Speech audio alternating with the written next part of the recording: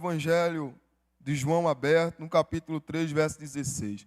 A gente vai discorrer em alguns outros textos durante essa noite. Se você não conseguir folhear muito rápido, acompanha no telão, presta bastante atenção na mensagem. Amém, Jesus? Caso você não consiga acompanhar as leituras, porque eu já tenho definido aqui. João capítulo 3, verso 16 vai dizer assim: porque Deus amou tanto o mundo, que deu o seu Filho único, para que todo o que nele crê não pereça, mas tenha a vida eterna. Três coisas desse amor extraordinário de Deus eu quero destacar para fortalecer a nossa vida hoje. A primeira delas, Deus amou. O amor de Deus é algo incontestável, querido. Deus ama até mesmo os gadarenos que ainda existem nessa vida. Uma alma para o Senhor não tem preço. Nós somos pessoas que valem um preço inestimável diante de Deus. O amor de Deus é a primeira coisa que eu quero destacar. Dentro desse amor de Deus há um ato de dar-se por nós. Quando nós amamos, nós estamos dispostos a nos doar e a doar pela causa do Senhor. E a terceira coisa que eu queria que a gente guardasse nessa noite é que nele crer. Não basta apenas saber que Deus existe, que Jesus existe e que Ele nos ama e que Ele nos amou. É necessário crer que Ele é Deus e que Ele pode todas as coisas. Amou ou amar. Na nossa cultura, amor está muito ligado, irmão, está muito apegado às nossas maneiras e às nossas formas de amor. A gente tem o nosso jeito de amar, cada um de vocês expressa, tem livros escritos. Eu conheci apenas um, que era as 5 linguagens do amor, que é um livro voltado para casal. Eu descobri numa livraria com o pastor Amadeu desses dias, tem a linguagem do amor das crianças, a linguagem do amor do adolescente, a linguagem do amor do idoso, porque há consumo para tudo. Nós temos as nossas formas de amar e a nossa forma de pensar amor. Mas eu quero dizer a você, em Cristo Jesus, a forma de Deus nos amar é a forma dele fazer com que nós possamos entender que o amor de Deus não é do jeito que a gente quer, porque a última palavra é dele. O amor de Deus, querido, ele nos confronta, e a primeira coisa que eu quero que você pense, Deuteronômio capítulo 8, verso 5, diz assim: sendo assim, reconhece no teu íntimo que o Senhor teu Deus te educava, como um pai instrui e disciplina seu filho amado. Amor no deserto, pastor, é amor de Deus.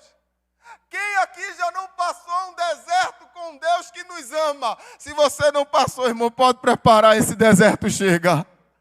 Essa palavra está dizendo que um povo amado, um povo escolhido, foi alguém que Deus permitiu passar no deserto.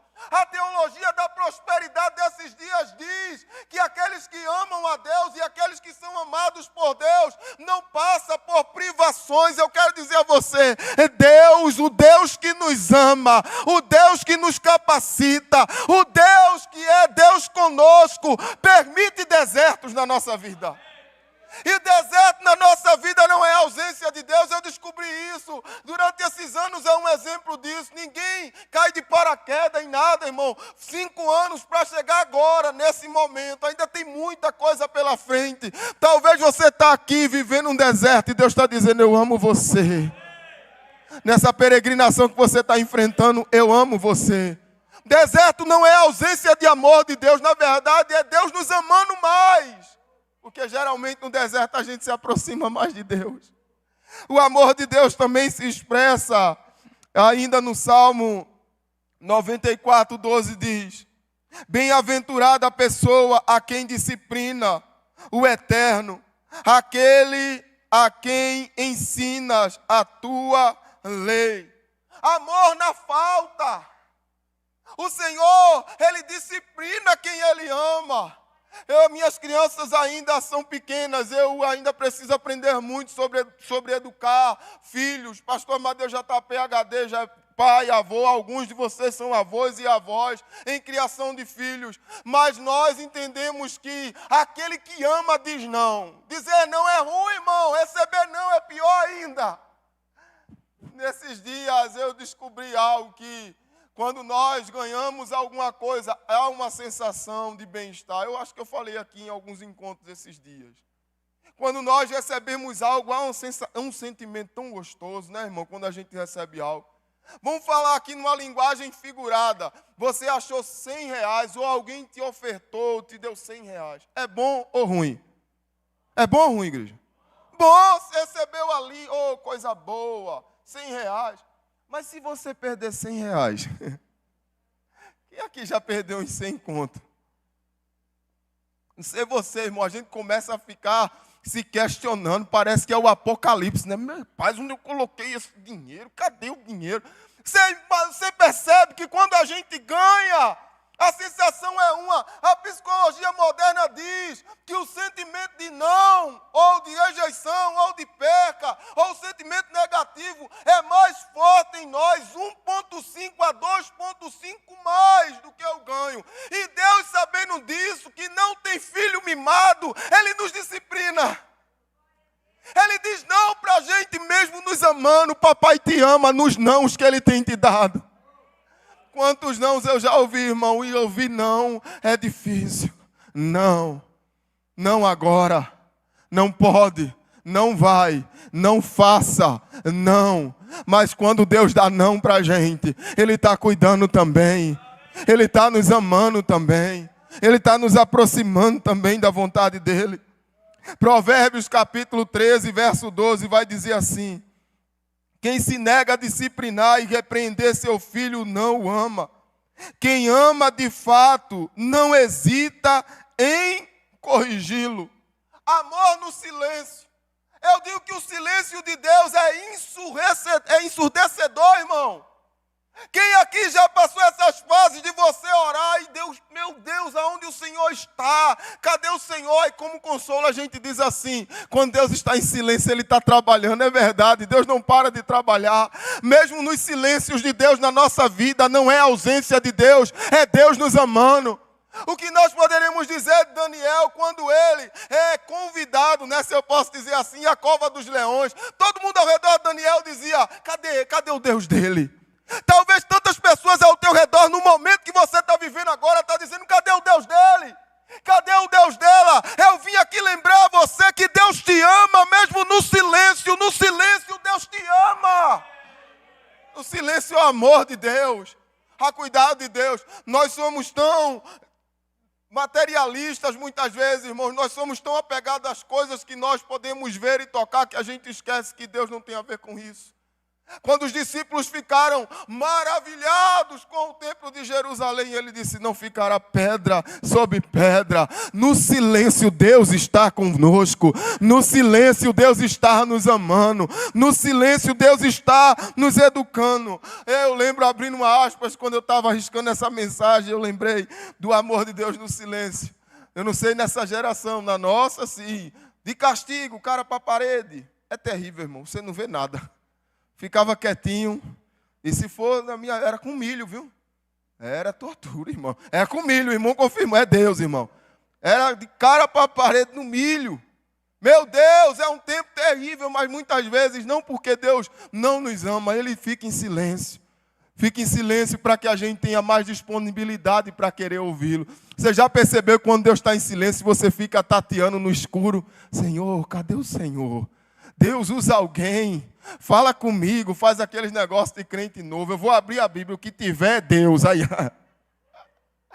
Porque o silêncio de Deus é ensurdecedor, mas no silêncio o papai nos ama. Ele está expressando amor também no silêncio. Eu quero pensar ainda sobre amor para a gente avançar.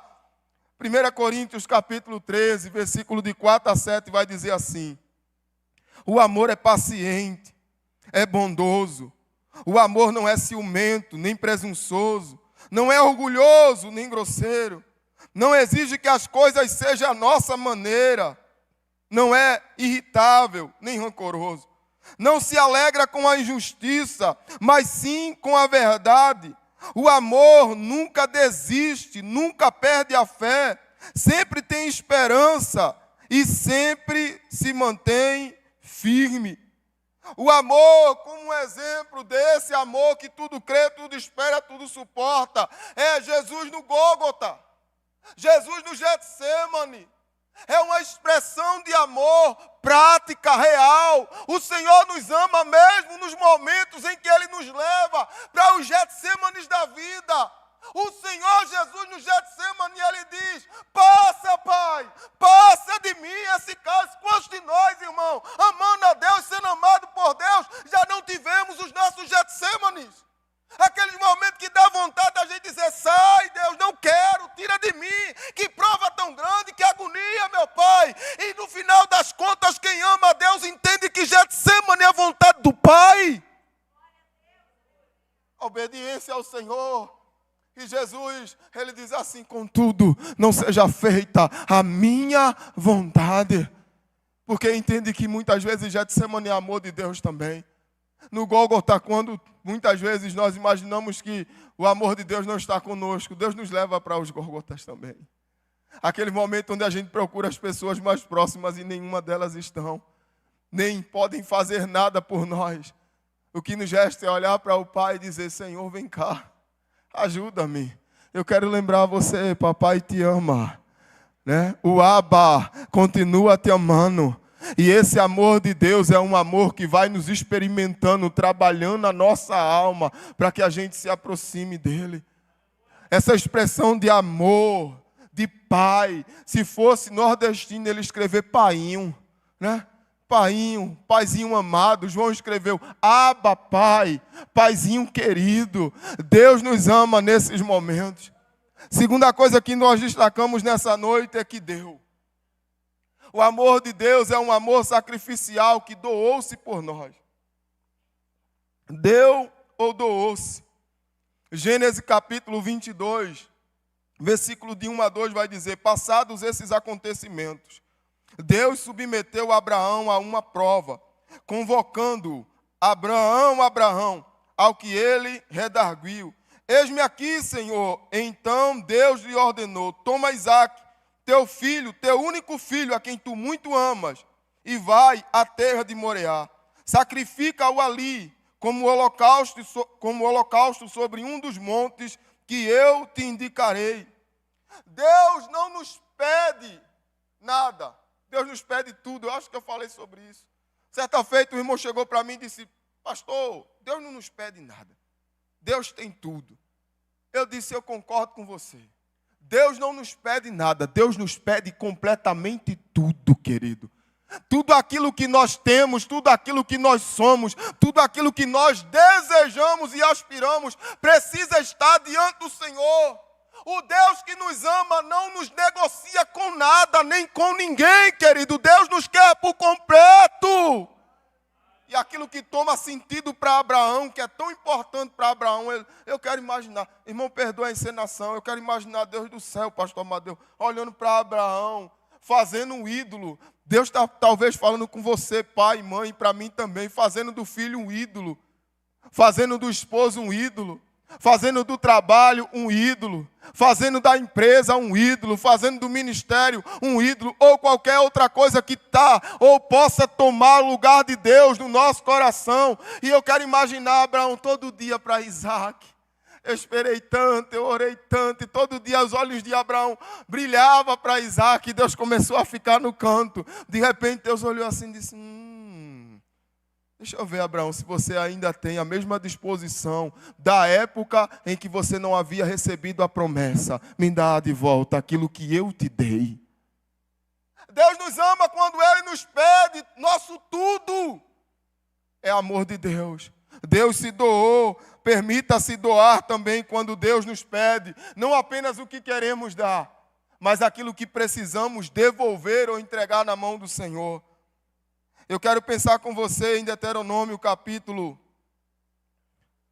8, verso 2. Diz assim: traze sempre viva em tua memória a maneira como o Senhor teu Deus te conduziu por todo o caminho no deserto, durante esses 40 anos, para para te tornar humilde e provar-te, a fim de que exteriorizasse todas as intenções do teu coração, se estavas dedicado a obedecer a seus mandamentos ou não.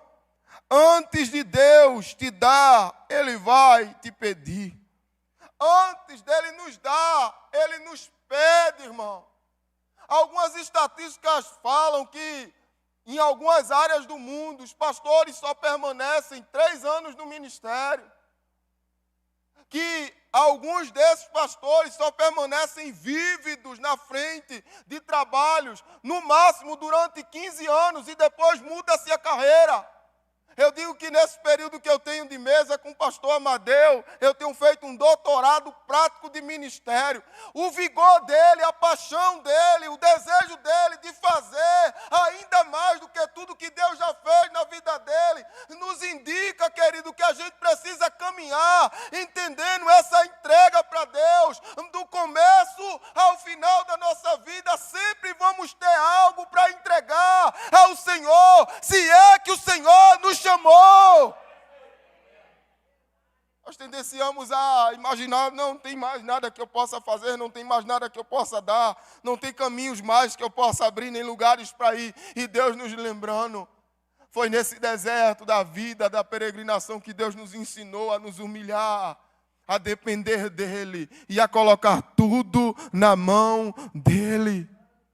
Eu quero pensar ainda com você, Deuteronômio capítulo 8, verso 16, diz assim: que no deserto te sustentou com maná, que teus antepassados não conheciam, para te humilhar e para te provar, com o objetivo de proporcionar o melhor para ti no futuro. Antes de nos fazer crescer, Ele nos diminui. Antes de nos fazer ganhar, o Senhor nos faz perder. Antes de nos fazer subir, Ele nos coloca para baixo. Pastor Jadilson é um amigo em comum, nos formamos juntos, apesar dele ter mais tempo de ministério, o pastor Amadeu o conhece. Nós estávamos num congresso no sertão, alguns anos atrás, e naquelas conversas de mesa informal, ele chegou para mim e disse: Paulinho, ora por mim, meu irmão. Eu disse: pastor, o senhor que deve orar. Aí ele pegou por mim, é mais antigo. E a gente começou a bater um papo, é algo que pode ser compartilhado. E ele disse assim: Deus tem falado fortemente ao meu coração. Perder para ganhar. Descer para subir. Diminuir para crescer. Precisamos colocar diante dele. Um ano depois, está o pastor Jadilson, é superintendente lá na Colômbia, nos cafezais. Porque era necessário entregar uma mega igreja em Olinda para descer e depois subir. Faça isso diante do Senhor. Esteja permissivo a ouvir a voz de Deus nesses momentos onde Deus talvez diga: diminua. A gente quer crescer. Desça! A gente quer subir, irmão. Deus muitas vezes nos pega como um estilingue, que vocês chamam aqui. Eu estava lembrando do pastor Amadeu, lá é badoque. Pega assim, ó, estica, traz a gente para baixo, depois Deus nos lança. Aqui é a tiradeira, tem 3 nomes para o negócio, irmão: estilingue, badoque e a tiradeira. É esse negócio mesmo. Pega para trás e lança-nos para frente novamente. Muitas vezes Deus nos pede isso para tratar conosco mais uma vez. Hebreus capítulo 11, verso 17 diz: pela fé, Abraão, no tempo em que Deus o expôs à prova, ofereceu-lhe Isaque como sacrifício. Aquele que havia recebido as promessas estava mesmo a ponto de sacrificar seu unigênito. Se Deus conhece o futuro, por que Deus nos prova? Eu me fiz essa pergunta. E eu queria fazer essa pergunta. Se Deus conhece o futuro, por que Deus nos prova? A única forma, irmão, de nós mostrarmos se aquilo que Deus é para nós é real, é exteriorizando o que está dentro do nosso coração, diante das pessoas, diante dos homens. Não é apenas uma expressão: Deus amou o mundo, não. Deus amou o mundo que doou-se. Deus doou ao mundo que entregou-se. Deus amou o mundo de tal maneira que Ele expressou isso enviando o melhor. que Ele tinha para nós. Precisamos exteriorizar esse amor diante de Deus, em tudo que temos, que somos e que podemos fazer. Para finalizar nossa reflexão hoje, Ele diz que nele crê. Tem tantas pessoas que acreditam que realmente Deus se doou por nós. Tantas pessoas creem que Deus, Jesus, é o Filho de Deus. Mas poucas pessoas depositam fé nele. Alguns desses personagens da Bíblia nem consideraram muito que ele seria o Messias prometido de Deus, porque olhavam para Jesus como o futuro governante de Israel. Mas sabendo que ele operava milagre, alguns deles chegou para ele e disse: se uma palavra tua, eu não preciso gastar tanto tempo com o Senhor, mas se o Senhor der uma palavra, minha filha vai ser curada, eu tenho pressa. Alguns outros olharam para ele e disseram: não, é porque alguém não me coloca no tanque, eu não consigo chegar no tanque, se eu chegasse no tanque eu era curado. Como se ele fosse uma pessoa comum, uma pessoa qualquer. Mas Deus nos lembra nessa noite, precisamos crer contra a esperança. Nós sabemos quem é Jesus. Eles não sabiam, nós temos a revelação feita nesse tempo. Começa a olhar para Deus e crer nele com fé.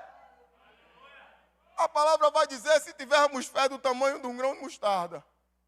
Ah, irmão, se tivermos fé do tamanho de um grão de mostarda, eu vou baixar mais o dedo. Se tivermos fé do tamanho de um grão de mostarda.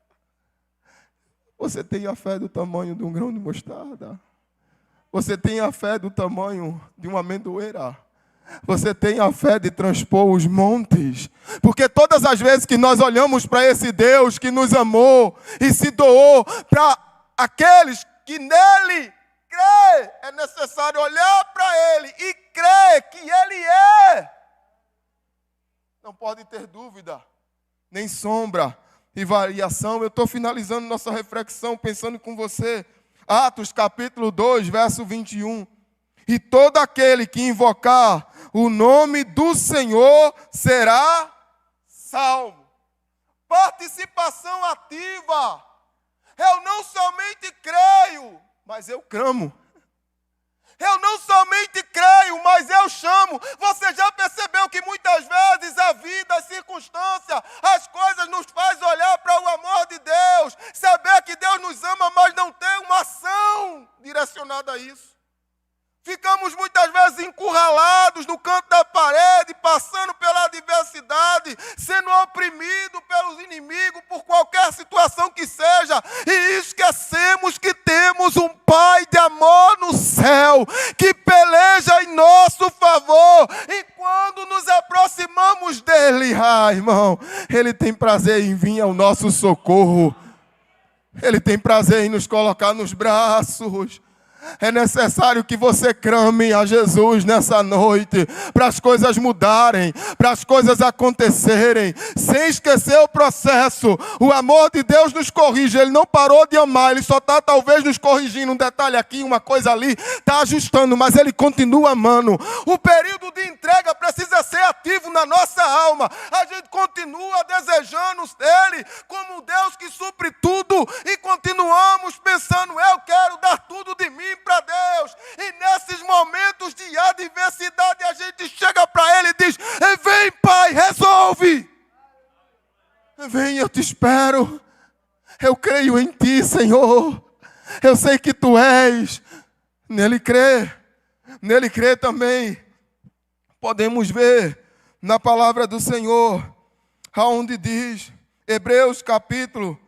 Romanos capítulo 10, verso 12: portanto, não há distinção entre judeus e gentios, pois o mesmo Senhor é Senhor de todos, e abençoa ricamente todos os que o invocam, porque todo aquele que invocar o nome do Senhor será salvo. Todo aquele que invocar o nome do Senhor será a salvação para a minha e para a tua vida. A condenação agora é uma opção, é uma alternativa. Porque se cremos no Senhor, pode ter certeza, o Senhor nos salvará. O Senhor nos livrará. E o Senhor estará conosco todos os dias, até a consumação dos séculos. muitos são espectadores de milagres. Eu estou fechando a mensagem. Eu muitas vezes olho para homens como nosso pastor, livros que nós lemos e ficamos desejosos. Olhamos para esses livros e, meu Deus, olhamos para a vida desses homens e dizemos, uau, uau. E eu lembro na pandemia um caso, e bem rapidinho, eu posso fechar, amém? Posso ouvir o amém da igreja? Um dos casos que vivi, acabou tudo, irmão, tudo. Acho que eu já contei isso aqui em algum momento. Aí de repente minha esposa chegou para mim e disse assim, perto da hora do almoço, quem é dona de casa sabe como isso funciona, o gás só acaba na hora do almoço, irmão.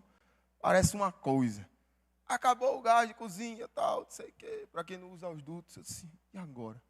Se me der um minuto, eu vou orar. Eu estava lendo sobre os heróis da fé, na biografia de George Miller. E lembrei numa época em que George Miller estava indo em uma missão e ele precisava chegar e eu teve um nevoeiro e eu não vou dar o resto do spoiler para você ler. Leia os heróis da fé. E eu estava lendo justamente essa passagem dos heróis da fé e eu disse, Senhor, o Deus de Miller é o Deus de Paulo. O Deus do pastor Amadeu é o teu Deus. O Deus de Abraão é nosso Deus. O Deus de Isaac é nosso Deus. O Deus de Jacó é nosso Deus. Eu disse aquela oração que não impressionava ninguém, nada farisaico, irmão. Disse, Senhor, eu preciso do gás, supre. Cerca de um minuto a irmã voltou, a esposa. Oi, meu amor. Sim, o gás. Se o anjo nem subiu, já quer resposta. Mulher tem dessas coisas, né, irmão? Amo vocês, viu, menina? Vocês são uma bênção. O anjo nem subiu, varoa, já quer a resposta. Daqui a pouco ela mesmo vem com o celular na mão. Estava no meu devocional, o celular estava na cozinha. Disse, meu filho, olha uma mensagem. Tinha chegado a mensagem de alguém. Dizendo, eu estava orando nessa manhã. Lembrei de vocês. E Deus mandou lhe mandar uma oferta. E quando eu abri aquela oferta, pastor, dava para pagar o gás, a luz, a água, fazer as compras do mês. Sabe, irmão, nós temos duas opções, ou sermos espectadores, ou crermos que Ele é. Hebreus 11:6. Sem fé, ninguém pode agradar a Deus.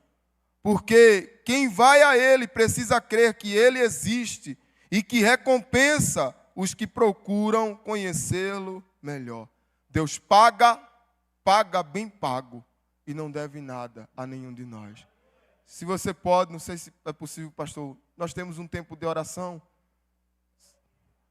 Já se foi o horário, eu quero convidar o pastor Amadeu, que você possa pensar sobre isso, querido.